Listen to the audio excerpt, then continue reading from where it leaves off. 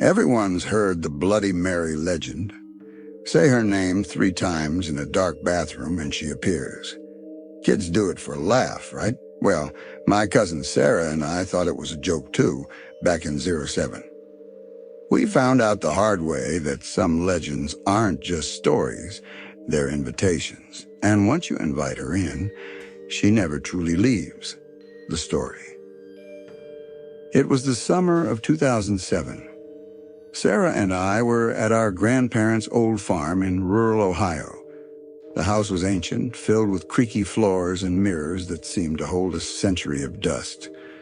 One night, bored out of our minds, we dared each other to try the Bloody Mary ritual.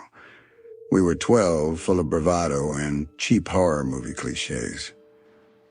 We snuck into the upstairs bathroom, the one with the huge, ornate mirror that no one ever really used. It felt cold, even in July. Sarah turned off the light.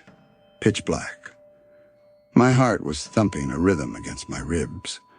"Okay," Sarah whispered, her voice barely audible. "Ready?" I nodded, even though she couldn't see me. "Bloody Mary." Her voice was a shaky breath. "Bloody Mary." My own voice cracked, dry as old bone. "Bloody Mary." We said it together, a nervous giggle bubbling up, quickly swallowed by the oppressive silence. Nothing happened. We stood there, straining our eyes in the darkness. "See? Told you it was stupid," I scoffed, trying to sound brave. Then a faint scratch. Scrutch. It came from inside the mirror. We both froze. It sounded like fingernails dragging across glass, but it was muffled, like it was happening behind the surface. "Turn on the light," Sarah whimpered. I fumbled for the switch. The moment the old bulb flickered to life, we both screamed. The mirror wasn't empty. Not a full figure, not at first, but a smear. A single, bloody handprint pressed against the glass from the inside. It was fresh, glistening wet, and slowly, impossibly, it began to drip. Down the mirror, a crimson tear. We stumbled backward, and knocking over the toilet paper stand, the handprint began to shift, to expand. The edges blurred, and then, slowly, a face started to form within the blood. It was a woman's face, pale as death, with long, stringy black hair matted to her skin. Her eyes, oh God, her eyes were just empty, black holes, staring directly at us, through us, and her mouth stretched unnaturally wide in a silent, agonizing scream.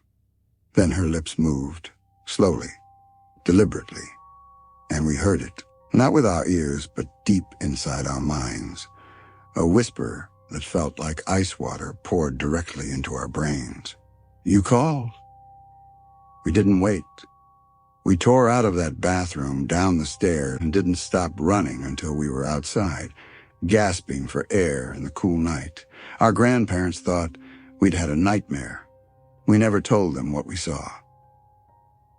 Sarah refused to look in mirrors for months. Me? I can't. But every time I stand in front of one, especially in the dark, I see the faintest crimson stain just at the edge of my reflection. And sometimes when I'm alone, I hear it. The whisper. Just a single word, chilling me to the bone. Again